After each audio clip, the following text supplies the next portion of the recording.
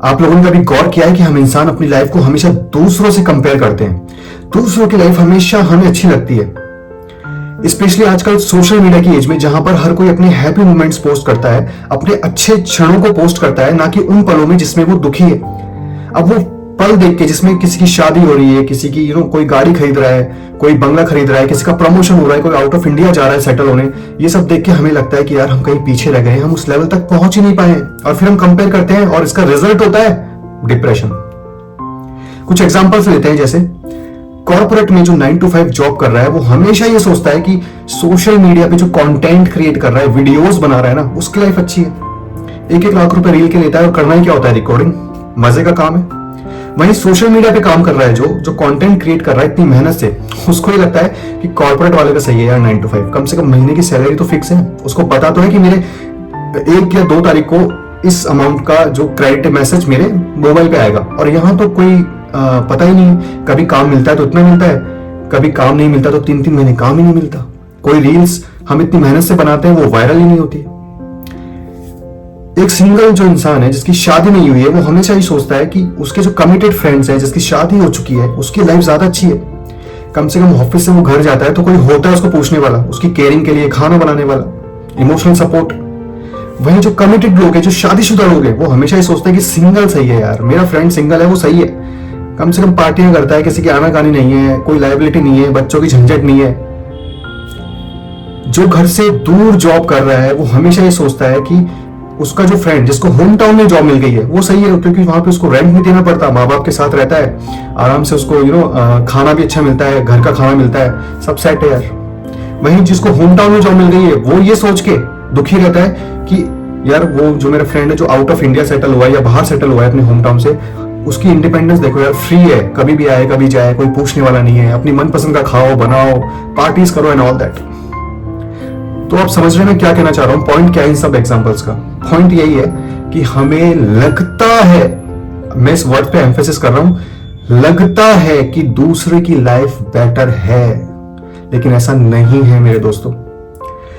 इसका एक है ना एग्जांपल, अगर आपको प्रैक्टिकल एग्जांपल लेना है ना अपनी लाइफ में, तो मैं आपको एक एडवाइस देता हूं। आप एक काम करो, अपने सर्किल में ना किसी ऐसे इंसान को ढूंढो जो गरीब है, गरीब इन द सेंस जिसके पास कोई जॉब नहीं है, या मान लो वो स्ट्रगल कर रहा है अपनी लाइफ में, जिसने किसी अपने को खोया है,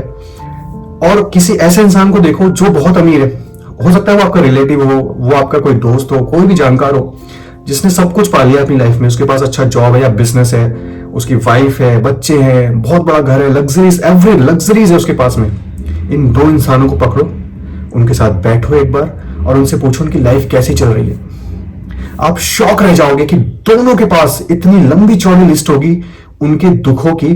कि आपको लगेगा कि यार इनकी लाइफ से तो बेटर मेरी लाइफ है।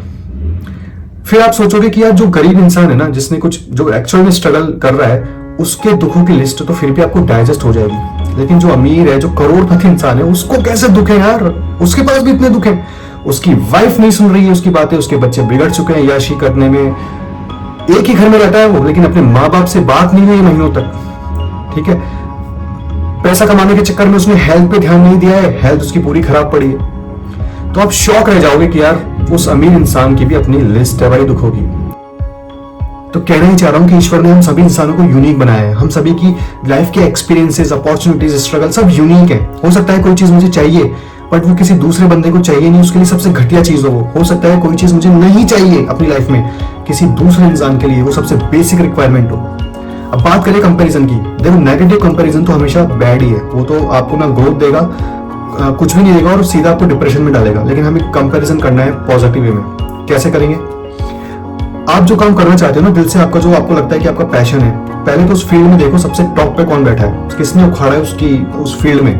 टॉप 10 लोगों को देखो, उसमें से फिर आपको जो दिल से पसंद आ रहा है, दिल से आप जिससे कनेक्ट कर पा रहे हो, उसको फॉलो करो, उसके पॉडकास्ट सुनो, उसकी बायोग्राफी जानो, कैसे उसने जीरो से शुरू किया और आज वो इस लेवल पे बैठा है। उससे कंपेयर करो ना यार, उससे कंपेयर करो, वो कंपैरिजन आपको ग्रोथ देगा, वो कंपैरिजन आपकी लाइफ में डिसिप्लिन लाएगा, और ये डिसिप्लिन आपको उस लेवल तक पहुंचाएगा आप सोच भी नहीं सकते, इमेजिन भी नहीं कर सकते। विथ गुड इंटेंशन लग जाओ, पूरा डूब जाओ अपने उस काम को फॉलो करने में, उस इंसान को फॉलो करने में, उसने जो तरीके बताए हैं, जो उसके पास टूल्स हैं, जो उसने कैसे इतनी मेहनत करके वो आगे बढ़ा है, सीखो उससे। वो कंपैरिजन आपको एक दिन उस लेवल तक पहुंचा देगा, फिर आपको लगेगा कि यार ये तो मिरेकल ही हो गया। प्लस जो सोसाइटी वाले हैं ना, जो ये वीडियो देख रहे हैं, मैं उनसे एक रिक्वेस्ट करूंगा कि अगर आप किसी को सपोर्ट नहीं कर पा रहे ना, तो उसको प्लीज इस तरह के कंपैरिजन का कीड़ा उसके दिमाग में मत घुसाओ कि हमारे बच्चे ने तो ये कर लिया, उस लड़के ने वो कर लिया, उसने तो इस एज तक ये कर लिया था, तुम कुछ नहीं कर पा रहे, तुम क्या कर रहे हो, इसमें कुछ रखा ही नहीं है। मत करो यार, इससे ना तो आपका भला होगा ना सोसाइटी का भला होगा। और इंडिया में ना ये मिडिल क्लास इसलिए आगे नहीं बढ़ पा रहा है कि हम इस लूप से ही बाहर नहीं निकल पा रहे, लेकिन हमें निकलना पड़ेगा। तो वीडियो अगर अच्छा लगे ना तो शेयर कर सकते हो, यूट्यूब पे मुझे सब्सक्राइब कर सकते हो, इंस्टाग्राम पे फॉलो कर सकते हो।